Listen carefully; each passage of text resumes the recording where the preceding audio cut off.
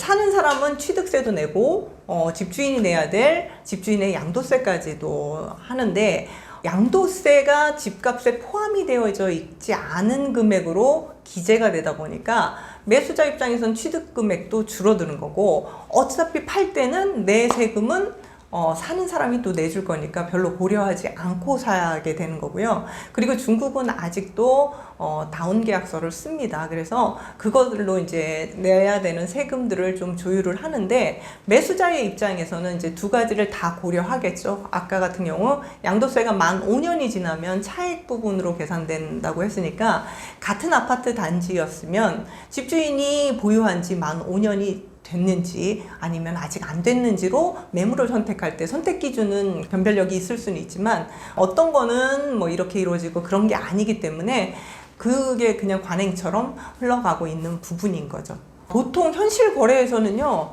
세금을 그냥 이거를 중국에서는 이런 매수자가 세금을 내는 시스템, 집주인이 이제 상대편이 매수자가 내는 시스템을 따오소라고 해요. 그러니까 따오소가 뭐냐면, 도착할 때 도자에다가 손수자를 써서 그렇게 표현을 하는데요. 제할 거 다 제하고 내 손에 얼마 쥐어줘 라는 의미입니다. 그래서 중국에서 이제 부동산에서 말하는 가격은 다 이 따오소 가격으로 얘기를 해요.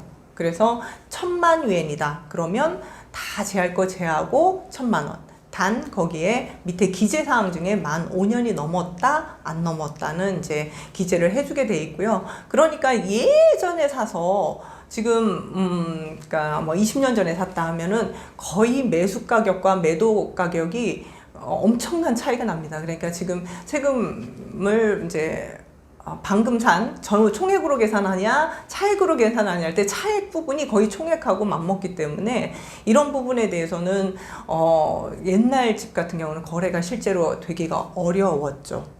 그렇지만 작년 12월에 이런 부분 때문에 이제 실제 거래를 활성화시키기 위해서 이제 정책으로 또 나왔습니다. 그래서 144스퀘어미터 이하인 주택을 보통주택이라고 이제 규정을 하면서 그런 경우는 세금을 0으로 만들어줬어요. 그러니까 지금 같은 경우는 면적이 크지 않은 일반적인 서민이 거주하는 것이라면 5년만 지났다 하면 이제 세금 실제 사는 사람이 양도세가 그렇게 큰 부담이 되지 않게 해서 이제 거래를 활성화시키고 있죠. 제가 책을 내고 나서 가장 많이 받았던 질문이, 특히 한국에 계신 분들이 외국인도 중국에 집을 살 수 있어요? 이거였어요. 실제로 살 수 있습니다. 그렇지만 이제 돈만 있다고 그냥 사는 건 아니고요. 일정한 조건을 갖춰야 되는데, 조건은 딱 3가지입니다. 우선은 이제 여권 있으셔야 되고요. 근데 여권만 있다고 해서 살 수 있는 건 아니고, 여권에 보시면 비자가 있어요. 그래서 여행용 비자로 오신 분이 상하이에 집을 살 수는 없고요. 취업을 하기 위해서, 일을 하기 위해서 오셔가지고 발행받은 취업 비자가 있어야 됩니다. 그리고 두 번째는 이제 취업을 했다면 어느 회사랑 근로계약을 맺을 거 아니에요. 그래서 근로계약서가 필요합니다. 중국에서는 노동계약서라고 보통 표현을 하는데요. 내가 집을 사는 시점을 기점으로 1년 전부터 상해에 소재하고 있는 회사에서 일을 했다라는 게 필요하고요. 그리고 일을 했으면 소득이 발생했을 거고, 그 소득에 대한 개인소득세 납부 기록도 12개월치가 있으면 외국인도 중국 사람하고 동일하게 집을 살 수가 있습니다. 네, 그리고 이제 두 번째 많이 받는 질문이, 대출을 받을 수 있나요? 상해 집값 비싸다고 하던데 대출을 받을 수 있나요? 네, 당연히 받을 수 있습니다. 많이 생각하시는 게 외국인이라서 불이익이 있다, 중국 사람하고 이제 차별이 있을 것이라고 생각하시는데, 중국은 이런 부분에서는 상당히 합리적입니다. 그러니까 은행의 입장에서는 외국인이든 중국인이든 상관없이 내 대출금을 따박따박 잘 갚아줄 수 있는 사람이면 충분합니다. 그래서 이제 수입이 증명이 돼서 월상한액을 갚고도 남는다라고 이제 판단이 되면 외국인도 집값의 최대 80%까지 대출을 받으실 수가 있습니다. 그리고 또 많은 분들이 거기 공산국가인데 사유재산 인정돼요? 내 명의로 집이 나옵니까? 뭐 이런 말씀 많이 하십니다. 네, 나옵니다. 그렇지만 이제 외국인은 거주의 목적으로만 중국 부동산을 취득할 수 있기 때문에 아파트나 별장 같은 거는 되지만 흔히 말해서 상가나 오피스 같은 건 안 됩니다. 물론 이제 외국 법인은 또 구매를 하실 수 있지만 세금이 많기 때문에 그건 이제 특수한 케이스고요. 일반적으로 개인이 구매할 수 있는 건 주택이라고 보시면 되고요. 한국처럼 등기권리증 같은 것이 나옵니다. 그걸 이제 방산증이라고 중국에서는 표현하는데요. 방산증에 외국인 명의이지만 다 기재가 되고요. 동호수 나오고 면적 나오고 한국의 등기권리증하고 동일한 그런 이제 권리증이 나옵니다.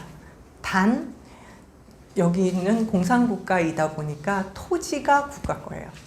집을 샀지만 사용권을 사는 겁니다. 그래서 주택의 경우는 70년 기간 동안 국가에서 이제 빌려주는 거라서 등기권리증인 방산증 안에도 이제 토지 사용할 수 있는 기간이 적혀져 있는데요.